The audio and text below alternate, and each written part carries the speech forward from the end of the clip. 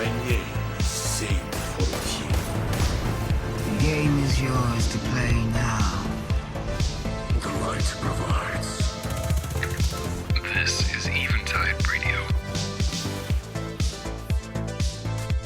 Hello and welcome back to Eventide Radio. This is a fan-made Destiny podcast where we have roundtable discussions about a variety of different topics concerning the popular video game franchise. At its core, this show is about having in-depth discussions about the game from a variety of different perspectives. I'm your host, Scotty, with me are co-hosts Rob and Mapador, and today we're talking about the new final shape reveal, and we're going to touch on a little bit about the new season of The Witch. But first things first, Rob, what have you been up to this week in Destiny? This week, Iron Banner is going on, so, Iron bananaing it up. I don't think that's a term, but I'm making it one. And continuing the quest of running Crota's End until my brain hurts, because it's the new raid and there's new loot to be had and spoils of conquest to farm, and potentially oversoul drops for getting that sweet necrochasm. So, just been raiding a lot. What about you, Map? What have you been up to this week? I did the intro to this season. And I've been busy with work and procrastinating doing it. I have not had time, and I'm going to make time, and the people I've played Destiny with have been very upset that I haven't been on. I've had some pleas and some scratches at the door. I am from playing, the intro parts and the intro quests and the story so far, and what I've heard. It's looking like a good season, which I have yet to proper sink my teeth into. So definitely, I was intrigued because the initial trailer, the teaser that came out like 3 months ago, where it's like revealed that Cade's going to be coming back in some capacity. They didn't really divulge too much into what his role is going to be. Like, it's not like, oh, Cade's back and he's going to be back in the tower. Like, everything they showed, it kind of shows like he's there inside the Traveler in this really kind of neat locale that seems like it's got quite a few different kind of terrains. Like, it's not just going to be open fields, but there's some like snowy area and some weird kind of mountainous type terrain. So just locale wise, I'm totally intrigued. And then they showed like the original D1 tower is going to be there, but it's like all overgrown and kind of like how it exists as like a fragment of our memory or something. Not quite clear, but initial reaction is like super cool. And I will be the first to admit that I was a shill and actually pre-ordered the collector's edition, which has a cool little mini replica like model of the tower, with like glowing lights and I've never gotten any of the collector's edition at all from like the entire 10-year span, and this one actually looked super cool to me, so I caved and pre-ordered it like during the stream. And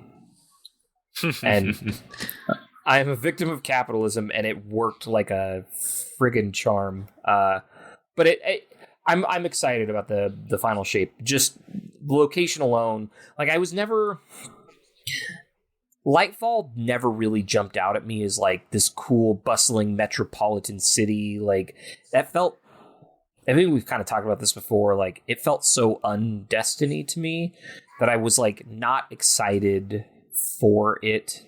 And this has kind of that... feels like it's a little more steering in the right direction of like this weird like alien planet, so to speak, and it feels very much more Destiny. So very excited about what they've shown so far. And by the way, just so we're all clear, the new supers are called Twilight Arsenal. That's the Titan axe. Didn't they change them? Yeah, they did. This is currently what's on the final shape page on the Bungie website, right, and then Storm's Edge is the Hunter's thing, and then Song of Flame is cool for the Warlock. So just for what it's worth. But really excited. I like the axe. It's different in some respect. It's not just a punch. Right. I don't mind the punchy stuff though. When you boot up Destiny for the first time, it literally just talks about Titans punching things, I'm pretty sure. So I'm not someone who's like, oh, they just reskinned Strike. I don't really care. yeah, that's a given. Of course, they're going to be punching stuff. That's just typical. But it is nice to have some variety, obviously. But I think for me, the Hunter one is probably the most interesting. It's probably something that I will run on Hunter, maybe, if it's better than Golden Gun, because that's probably my favorite super in the game. So to answer your question then regarding Warlocks, I know there's already been some stuff and people are like, well, this is all well and good, but well exists, so we're not like, and when we go into the Crota's End dive, we can talk about this also, how like critical they've seemingly made that super for that raid, and to the point where it's like most teams are stacking like 3 or 4 well locks just to kind of have like consistency with damage phases and things like that. So, they did kind of talk about how you're basically, your abilities are just going to be up the entire time you're using your super, which was ultimately the point of Radiance.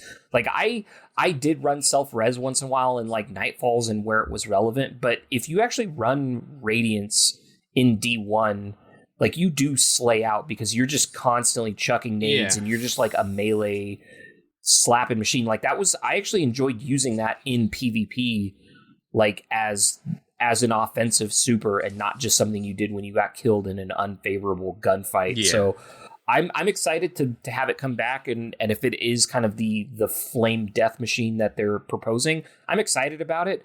But I do agree that we have a Well of Radiance problem in the game. But it's also like, if you are trying to, I've never really played World of Warcraft, but I always kind of had the feeling that there's certain classes that are required in raids to be the way they are because they are the quote unquote support class. And it's like, that's what if you're signing up to play as a warlock, like that's what you are signing up to do, is being the guy to throw down wells and heal people. I mean, it's more of a support class in some ways than like that new super is more support than well in a sense. That's as true, well. because you make everyone everyone radiant. And you think about how Radiance was in D1, but you didn't have ignitions then and things like that, and so that's going to be really interesting. And I like playing support sometimes. I like running around with Lumina sometimes in PvP. That's quite fun. But I think people also, well is definitely a problem in some ways and in not. But people need to stop going, oh, well, am I going to use that over well? It's like, yeah, but you're not going into a strike and using well. Exactly. You're not using Well of Radiance because that's just boring.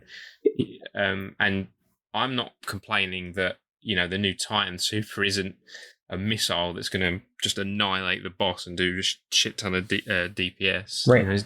You've got to have different uses. And they're all sort of, well, the Hunter isn't, but both of them are in another support super in a sense that, you do damage and then people can pick up your axes and go kill and slay out. Yeah.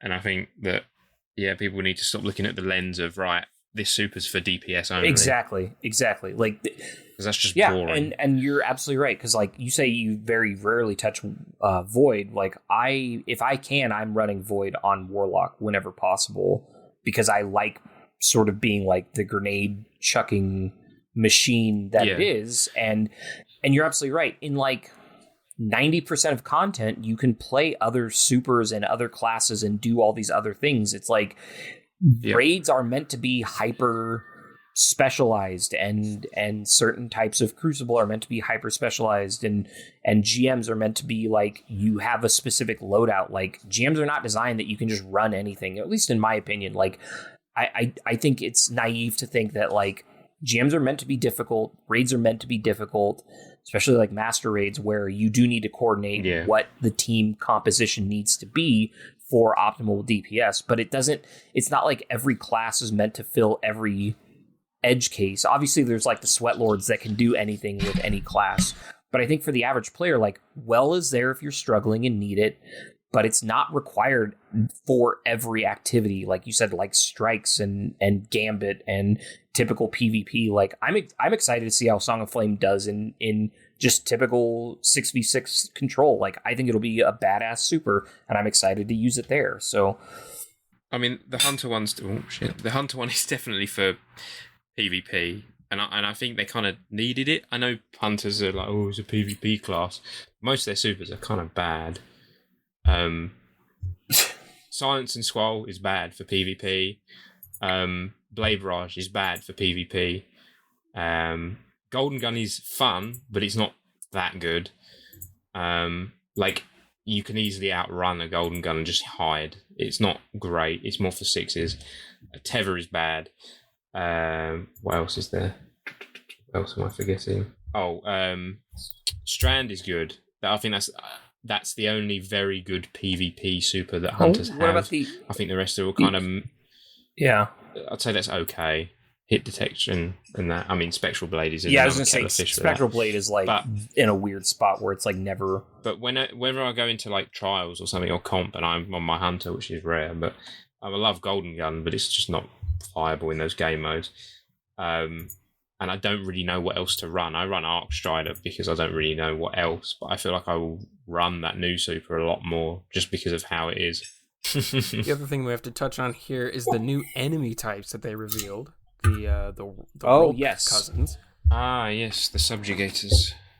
I mean, it's very fitting, and I think it's cool that, you know, everyone's like, oh, we love this raid boss. It's very cool how he presents himself, and they've gone, cool, we'll make him into, you know, sort of a captain enemy. I think that's good there.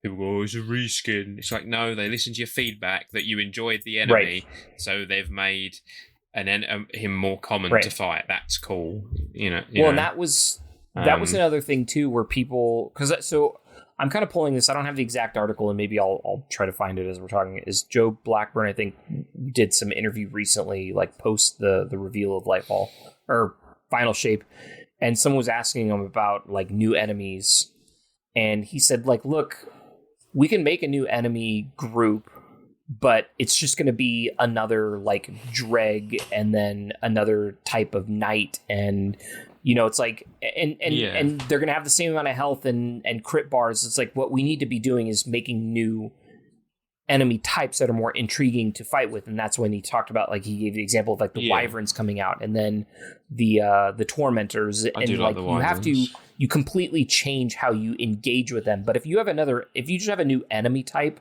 that has a red bar, right? There's like the peon, and then the acolyte level and the knight level, and it's just like you're just gonna fight them the same way. Roll back a second. Did you call it a scion, a peon? No, you have your yes. Well, like not necessarily not the scion, but I mean, like, you have your low level red bar ranking enemies, and I'm just kind of throwing out examples. Yeah. No.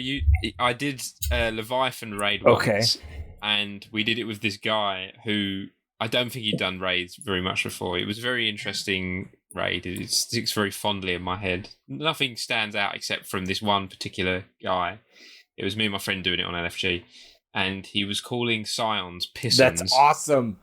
And that was very funny. And the best thing was, a bit of a tangent, but do you remember in the Callus room, before the first set of people get teleported in, or everyone gets teleported in, you leave the scions that spawn in, in the bubbles. You leave that first set. You don't punch any of them.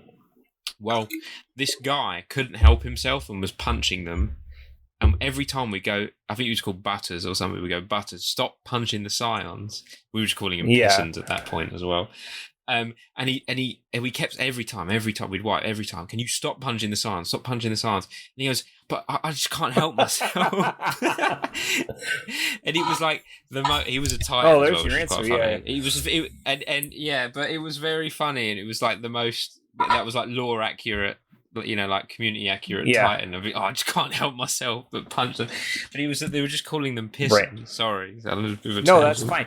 So I agree though with the enemies though, that that it kind of happened with the score. Right. Exactly. Yeah. The like you said, Scotty, there's like the hierarchy. There's the red bars and the orange bars, and then there's variations on each of those, and it's just like, but they fundamentally, they're the same thing. Whereas if you have this, like you said, he gave the example of the wyvern from Beyond Light, but the tormentors now, and then the subjugators, which like completely forces you to change how you fight in the encounter. I think that's an interesting point that he's making, where it's just like, ultimately everything's just going to feel like a reskin or it's just a skin change of these enemies. And I would say that the Scorn did have some innovation with like the what are the guys that carry the lanterns that have no heads? The chieftain. Yeah. I'm blanking on their name. I'm okay with them saying, hey, this is what we have in terms of enemies for now. I agree that maybe if depending on how the kind of the direction of the game changes post final shape and then the subsequent seasons that come out, which we'll talk about shortly. It would be cool to get new enemies, but for now, I think the rationale for sort of like, this is what we got, but what can we do to kind of change up the rank and file of these enemies I'm okay with that. And I think if they're done interesting, because I think the Tormentors were done in an interesting way in the campaign for Lightfall. I like them. They were very good. They certainly, there was those moments where anytime one of them appeared, like immediately I was like stressed out because it's like, great, and it's like, and that's exactly how they should be. And that's what I'm hoping we'll get with this, where they're just going to be spamming abilities and forcing you to just not brute force your way through the campaign and actually like try to do things a little differently. So I'm all for it. Funny story with that was when I was doing the Lightfall legendary thing on day one, I did it on my warlock so I could, get everyone. It would be the first one to light level, and then so my Titan would be the highest by the end. And I was at the Callus fight, and the stuff I had infused to the highest gear, I didn't have anything else. It was just the guns I had that were the highest, and then everything else was the base power before. And I was running 2 GLs. I had blinding GL on and parasite and a hand cannon. And that was when hand cannons were especially bad. And I'm trying to fight Tormentors in the Callus fight with a blinding GL and Parasite, which is not very good against them. So they were tough. For, just like the loadout I had was just not good for dealing with them. And I like that. Yeah. Another thing they revealed is that they're moving away from the typical seasonal model, and they're going with this new thing called episodes. But reading kind of what they've outlined so far, kind of sounds like the normal seasonal model with more steps. No. Yeah, well, but they said ultimately, right? It will give them an opportunity because there's larger spacing between each one. That like I get the feeling like thematically those acts will be very in line with each other and probably more than what we're getting now in terms of like how the story progresses throughout the season, but ultimately like because they were also kind of explaining, I think post the reveal during kind of the interview that they did, that it will be an opportunity, like because they're not going to feel as forced to get out as many seasons, that it will give them an opportunity to kind of have richer storytelling and more things within each of those seasons. So it definitely kind of felt like hey, we're going to pull back from the expansion plus 4 seasons to expansion and 3 seasons. And if you look at the time on each of them, right, it's like 4 months instead of 3 months between each. So, well, they were quite shy on giving us information on if we were getting another annual expansion next year. Well, the year after the final shape. They avoided that question. Now I'm wondering if we're going to get a break, if we'll have the episodes. There won't be a big expansion. We'll just get another set of episodes, and then we'll get another expansion. So there'll be like a whole year gap.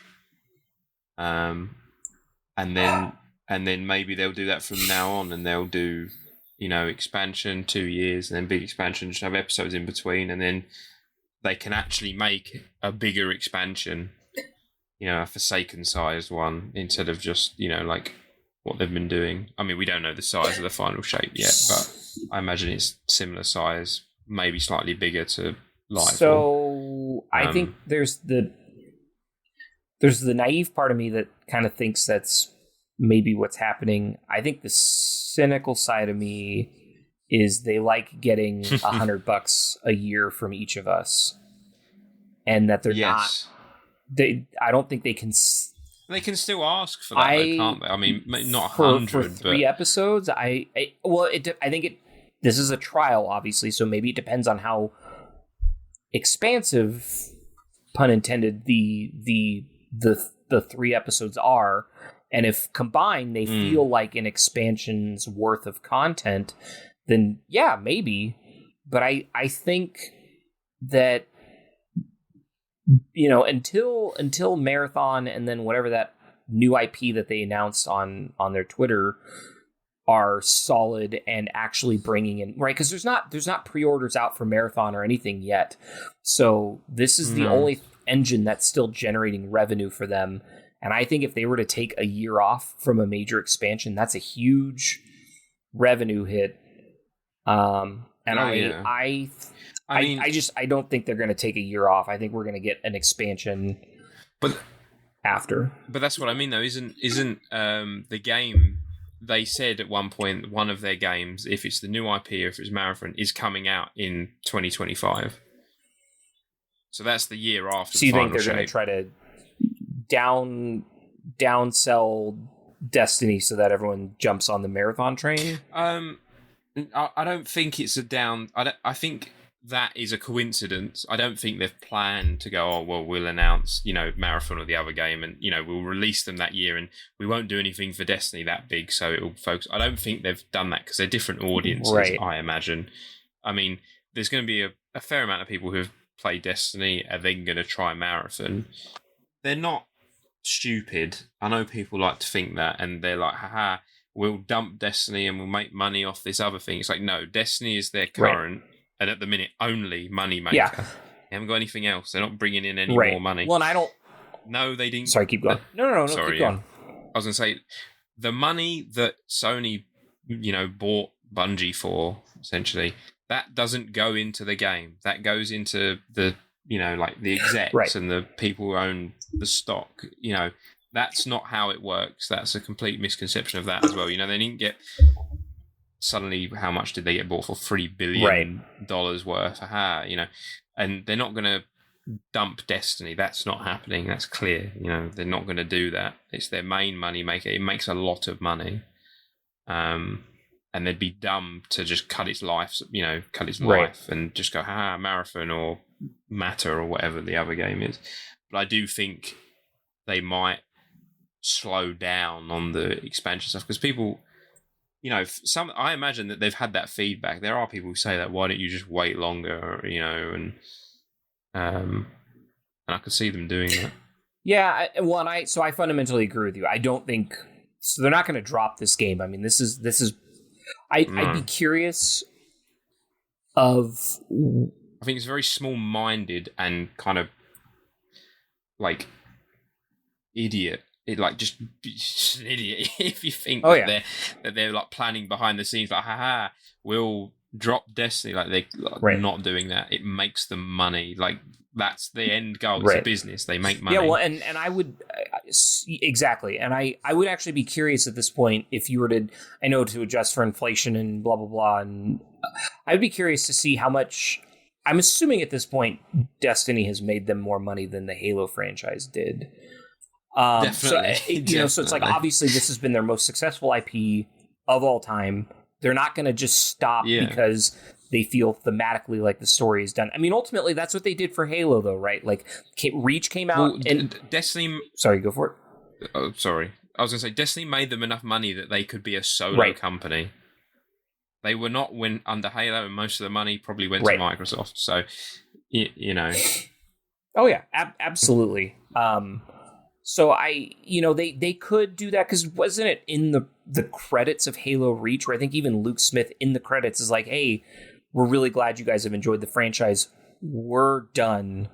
And they could do that, right? They could wake up one day and just be like, we've told the story we wanted to tell and we're moving on to other things. Because ultimately that's what they did with Halo. They made a decision to move on to an IP, something else, and they've said that they're not stopping the Destiny train after Final Shape, right? They even during the reveal they had like a little trailer that's like, we've got stories to tell for years, like we're not going anywhere, this is making so much money for them. Like I don't and I don't think they'd go through the effort to cast Keith David and kind of set up the long-term plan for him. No, they're not. If they were just going to dump him after one expansion, I cannot imagine that was like the goal in mind. So I think we're going to get it for a while. I do think that we're going to get an expansion the year after Final Shape, because I think fundamentally they've been on this cycle now for 10 years where every year we buy a new expansion, and it's been slowly going up in price every year, and we've been slowly accepting that price increase, and I don't think they're going to skip a year where we're not paying $100 at least for that year's worth of content. Like I would be shocked if they're like, hey, we're only going to do 3 episodes and it's going to cost you $50 instead of the $100. I think they want that extra 50 from all of us. And that's totally fine, right? It's a capitalist, it's a business. They're in it to make money, and I don't fault them at all for that. I feel like Joe Blackburn should come out on one of the reveals and go, look, guys, like when people are worried about Destiny, we should just go on Twitter and go, look, guys, this game's making us lots of money. We're not dumping it. Like, that'd be awful. But I know. I feel like he kind of needs to say that. Well, that's like, everyone always kind of gets mad at that classic during Taken King when Luke Smith said you'll throw money at the screen or whatever, and like everyone got super upset about that. Yeah. It's just like,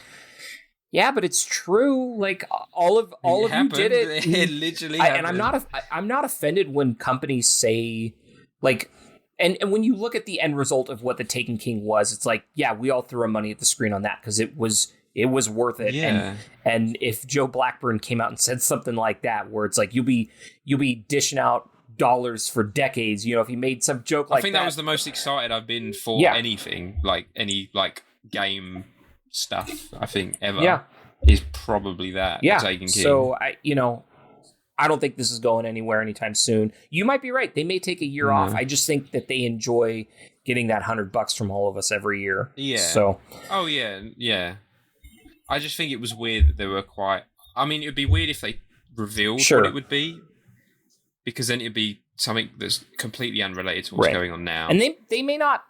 And that they may not have the big baddie in mind yet, right? Like they might still be working on what the next arc is, right? They probably don't want to commit to a 10-year like saga again, but they certainly probably be 3 or 4 years. Exactly. With this. Like I think it'll be something much more contained.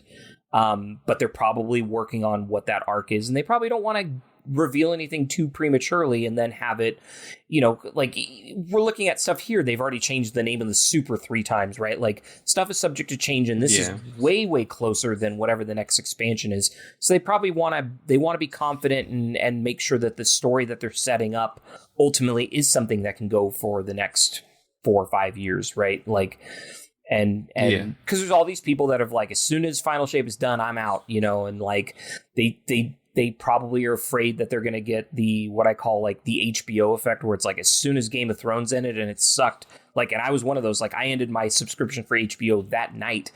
And they don't want that mass exodus of people. They want to be able to show something. No. So they'll it'll probably be Final Shape comes out, and then it'll be another 3 months. And then we're going to get that little teaser, just like we did for Final Shape, of like, something big and important is going to be relevant, and Bill Nye's going to walk on screen, and the speaker is going to be back or something, and it's like, there goes the hype train again, and shell out your wallets. So and I'm totally okay with all of that, right? Like if the story continues to be good, then I think it's all justified.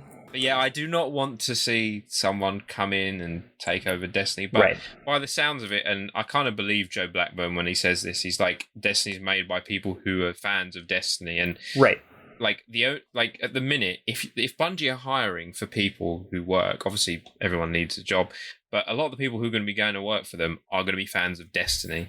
Right. You're not going to get a Halo fan turn up, or like a Dark Souls fan turn up at Bungie and like be sad because they're working on Destiny. No, they're going there to work on Destiny most of the time. Right. So I think it's in capable hands. The amount of community members who probably just want to, I don't know, kill me for saying that. But yeah, I do think the game's in capable hands. I wish there was maybe, in a sense, a slightly bigger budget and a bigger team. But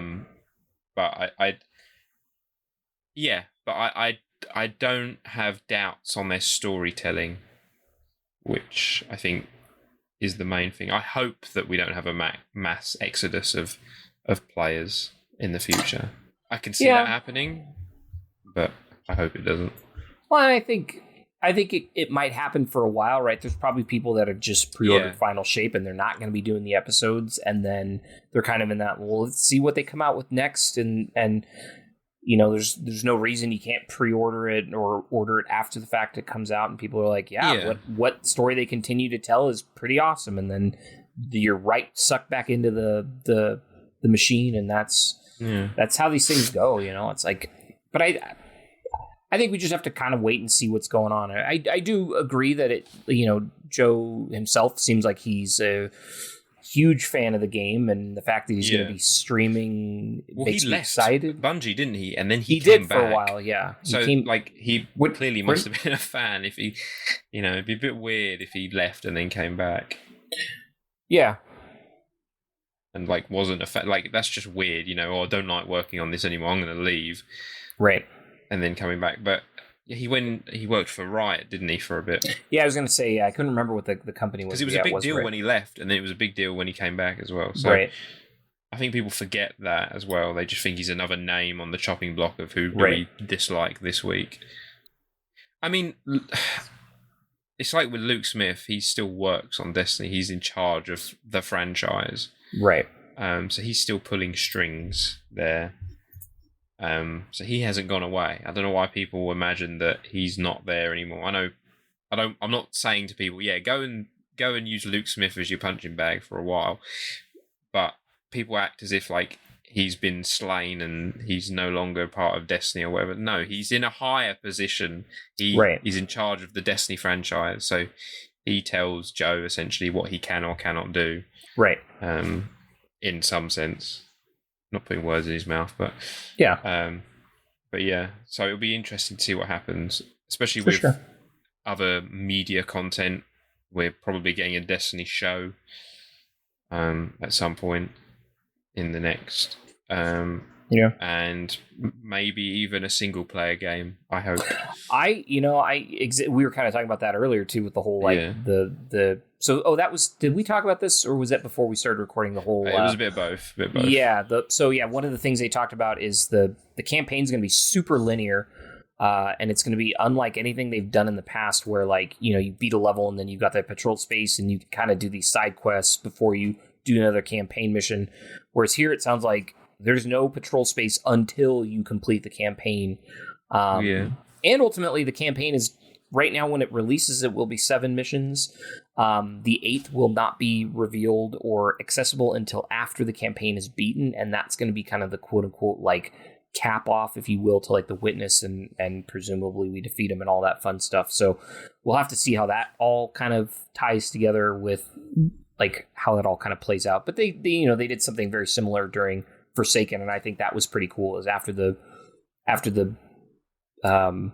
what is her name? The Riven. After Riven was defeated, and then that mission was opened up, and it was kind of like in the lore. So I'm excited by all of that. But the fact that they're trying this kind of linear storytelling, is that a mild attempt at doing a single player kind of linear game? Like I've always thought it would be cool to get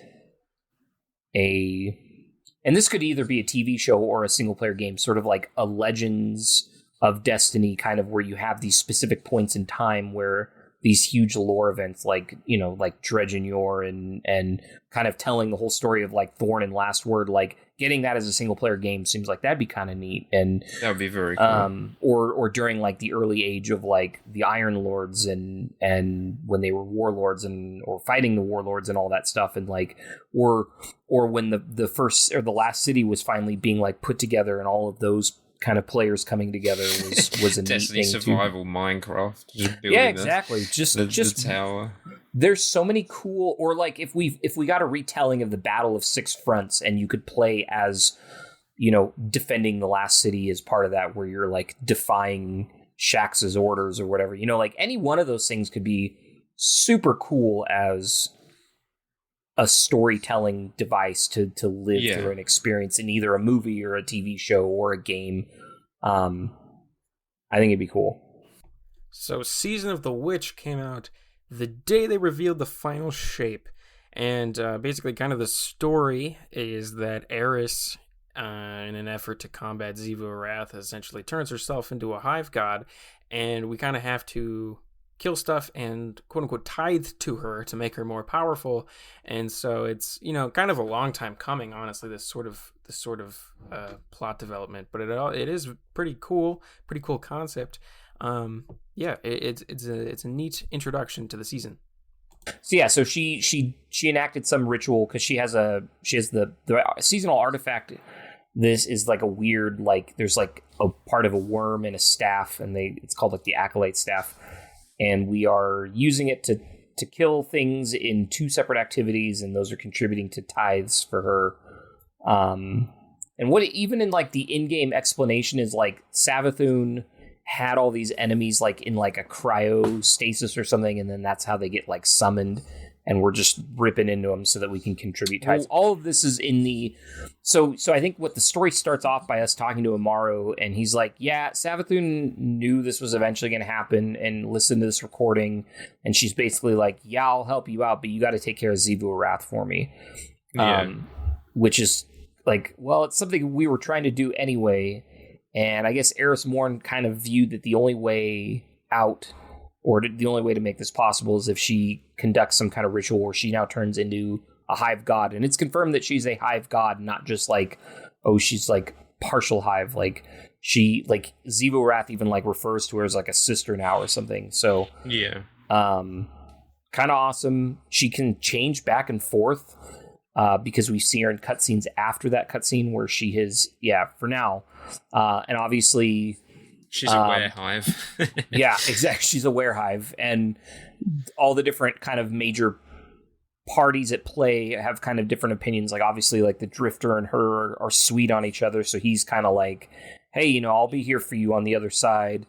Yeah, maybe he is. Don't keep shame. Right. So, but then he's like, hive, I got my sword. Yeah. That was terrible. That was awful. I'm awful. glad. No, I'm glad you said it because I was probably thinking it eventually. The one I'm most intrigued about, and I think it's in one of the weapons or armor pieces, is Elsie Bray is like super not okay with this. She's because pissed. Because the whole dark future premonition is like the punchline is that the big baddie who actually like enacts all of the evil is Eris Morn, that she becomes like she's the real witch queen all along, and like so this is like we're like one step off of that, and so Anna Bray's like kind of freaked out because this was like the one thing that she didn't want to have happen because it runs so close to the dark future where like Zavala loses his leg and loses the light, and the Traveler escapes, and we have to like turn the Traveler into a weapon that we can then like harvest light from it just to fight back because Eris Morn has taken over the Scarlet Keep. Like, and that's the one where Elsie has to like kill Anna Bray and all that. Like, that's like the worst possible outcome of all of these things where like the Witness wins. And we're like one step closer to that actually becoming the reality with Eris Morn turning into a hive god. So, we're sort of like walking a very tight line right now, where everyone's kind of worried that she could change at any point, or she really likes his power and then ultimately becomes permanently like a hive god. But she claims that she's got the power under control and can kind of go back and forth whenever she needs to, but it's still a little scary. So the main core activity, besides Altars of Summoning, kind of the main, activity of this season is called Savathun's Spire. How are we feeling about that so far? I liked the enemy density. Yes. And the running through doors. I know that sounds really weird. The running through the hive doors. The jumping. I don't know why. I just find that very satisfying. But the density is the main thing. That was the problem with Salvage, and that it was just shit. But but it was a bit of a boring location. But enemy density is always good. Like the battlegrounds, they're like the enemy density in those always very good. It was just fun to annihilate things. Yeah, it is. It is what it is. I think the activity's cool. I'm not a fan that there's like a different, like the boss is random. Because I think there's supposed to be a unique boss this week, but I've done it quite a few times and have not gotten that variation, and I'm like annoyed that I keep running it and like there's supposed to be like a different one. And Do you know what they should do? And I mean, people are going to hate me for saying this. They need to make like a tarot deck of the cards. Oh, I would love the Bungie that. Store. Because the art is That would be really cool on them. They need. I'm surprised when the season came out and dropped. They made a big deal of the cards. I didn't go on the Bungie Store and just see the cards, but they definitely need to get on that shit. All right, so it's a bit of a shorter episode, but that's about it for this one. We talked about the final shape. We touched a little bit on season, which we'll talk about it more. But in our next episode, we're going to talk a lot more about Crota's End. So be sure to tune into that, and that should be coming out pretty soon. So thank you guys for listening. As always, please, if you get a chance, please follow us on Twitter, send us an email, further the discussion. We're always here to chat more. And please check us out on Twitch if you want to, watch goofy stuff like Rob playing Pokemon, or us playing Destiny, or them helping me clean out my vault, stuff like that. Fun extra stuff on the side. But anyways, guys, thank you again for listening. Rob, Map, thank you for talking. And we'll see you guys all next time. You can put this voice recording away and go on with your life, because you and I both know you'd have me yapping in your ear for the rest of your days. Want to further the discussion? Get in touch with us at any of our Twitter handles, all of which can be found at our podcast description.